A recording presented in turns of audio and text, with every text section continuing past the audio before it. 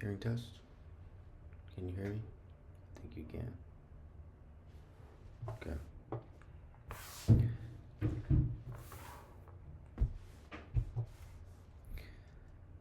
So, just as I've promised, we will be doing a Q&A of sorts. I'll be answering about 5 questions. We'll see how this goes. So, first question. Spy, Jordan Herrera, P6Q. He asks, where do you see Bellucci Studios in 2 years? In 2 years, I don't know if Bellucci Studios by itself, but sort of the whole production company, Multiverse Pictures. We aim to have already put stuff out for the audience, for the public to see. That is the goal. We don't want to hold these stories in some sort of safe, locked up. We want to see people's reactions to it. We want to entertain people. That is the ultimate goal. So in 2 years, I'd say, I mean, many years down the line, we would like to do many things. We'd like to do theme parks. We'd like to have our own theaters. We'd like to have our own stores, our own merchandise, really provide people an experience having to do with the films of ours, films and series, TV series of ours that they enjoy. And if they enjoy it, I would like them to enjoy more of that world that exists within those stores. Um, but obviously, I don't think we can accomplish that in 2 years. Maybe 5 years to up to 10, 5 to 10 years. But right now, we're really focused on telling a good story. And we are beginning with the Golden Orb Prelude, which will begin the Golden Orb saga. And that's a multi-chapter story. We think it's expansive, it's epic, it's entertaining, really world exploring, and I hope it's a lot of fun. So in 2 years, I really hope to be working on that series. We should have already put out the pilot, the first episode. We should be working on the rest of the series. Hopefully, already released it, completed it. Of course, there's a lot of the story becomes much more expansive in that first season of the limited series. So we're sort of there's a lot of costs that go with that. But we're still working that out. And we hope to have the series that first season of the Golden Orb Prelude complete, and released already to the public, as well as beginning perhaps another series and already developing our first film.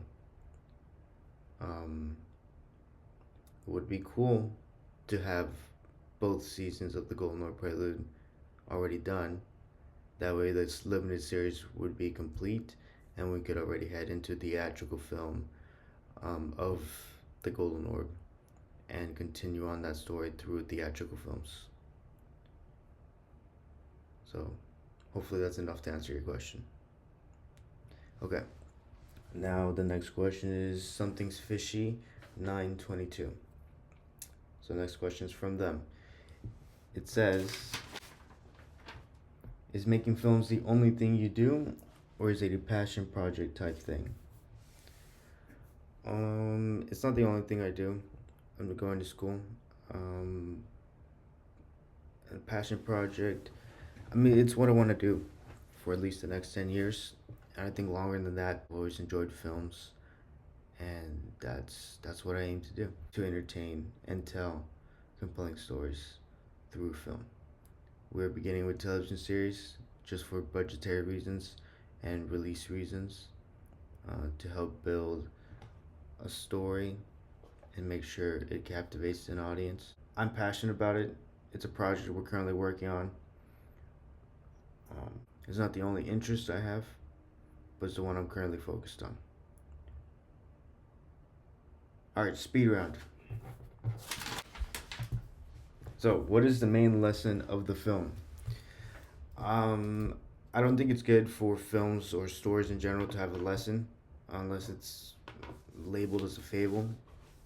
I think the main goal should be to tell again a compelling story, and that's what the sole purpose should be. So I don't think this project has a main lesson, but it definitely has themes that it touches on. It touches on themes of youth in comparison to how perhaps it might be aspects of youth might be corrupted as people get older due to life experiences or whatever else happens. Another big theme of the overall saga is family. How complex that is, how loving that can be, but also how it can lead to very sad moments and deep loss. This film, or this project, also deals with. I think the corruption goes hand in hand with what we're exploring with youth.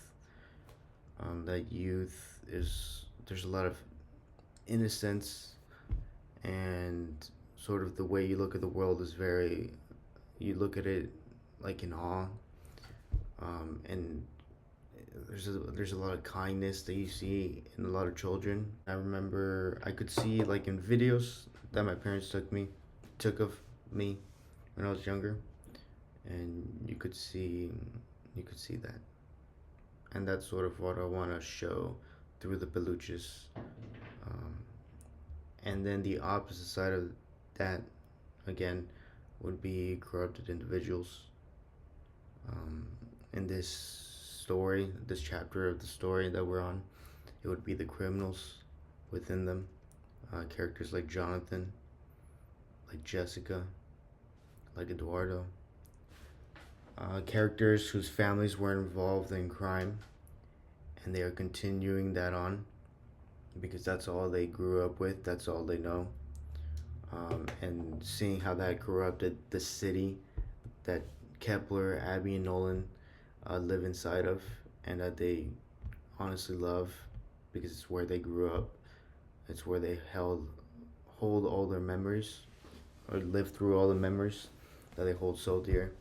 Where they grew their friendship, where they grew up with their families, and seeing how those evil people corrupt the city, and what these three protagonists would have to do to combat that. So there's the contrast, the metaphorical contrast, but also the story. And our three protagonists, we push to their limits to see if they choose to remain good or if they become corrupted. So they're going to be put through a lot of stuff, and hopefully they come through remaining good as they were ever since they were young.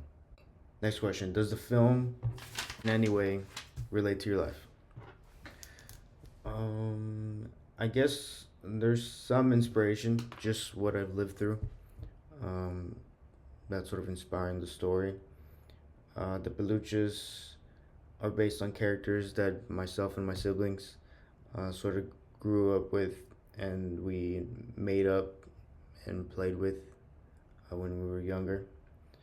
So it's cool to see them kind of brought to life the way we imagined them. And I guess this would be a good segue into the inspirations of the Golden Orb saga. Well, I don't want to give those away just yet. Maybe I could give general ones. I guess I could say Star Wars and Dune are some. That the hero's journey is very big. Studio Ghibli, very big for the overall saga, but also this particular chapter. Studio Ghibli is very cool.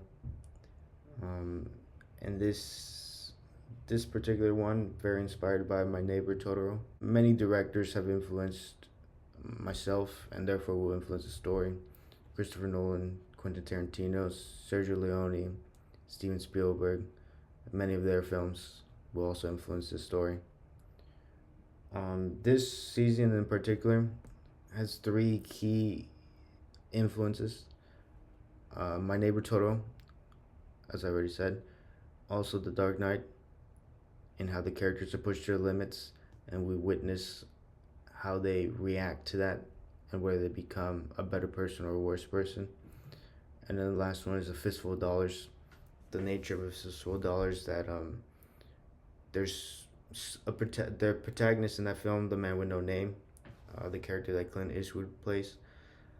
He plays two criminal families, organizations against each other, and we will see our three protagonists in this season do that same thing. So that's gonna be very interesting and cool to see. Okay, last one. Why did you pick this style of film? Why did I pick the style of film? I mean, I don't know if it has a particular style. I'm still learning how to direct. In this case, I'm also producing as well, putting everything together behind the scenes. So I guess the style of film is mine. I don't know what that is yet. We'll see what happens once you can begin to see it, I think, through the assembly cut, but I think you'll see it completely once all the sound is finished and we finalize the edit. I think we'll truly see what that looks like. It's supposed to be a very day in the life feel, this first episode, so it kind of has that feel. I wouldn't say documentary, but we're watching the characters live normally before the story takes off.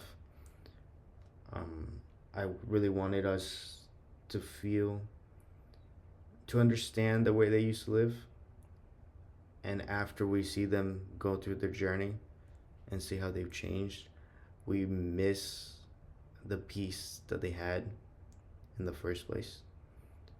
So that's why the first episode is a day in the life, as well as introducing the stories, uh, the settings, the characters, and the sort of general style. But for this story, I want the films to be very exact, very fully developed, fully fleshed out. So I want to make sure my directing ability is on point before we get to those theatrical films. So we're beginning with 2 seasons. It's a limited series. The first season again would be this storyline, and the second season, I will wait to tell you guys what the story of that second season will be. But right now we're focused on the first season because uh, there's gonna be a lot of complex setups and scenes, and I'm excited to figure out how to put it all together because I think it's gonna be very, very difficult to do. But that's what makes it fun. That it's not easy. Uh, it's gonna be exciting, and after it's all done, it's gonna be exciting to put all those sequences together and see the audience's reactions to it. Yeah, I don't want to give away too much, but I'm very excited for the audience to see what we have in store. So yeah, if you guys have any other questions or like this video in any way, feel free to leave more questions in the comments of our future videos. That way I can make more videos like this if you guys want them. Just let me know. I'll update you guys on the videos coming out because we have a lot of videos coming out. We've been filming like a lot these past few weeks, so I got like a ton of footage that I gotta edit, and as soon as I make that assembly cut edit, then I can release it.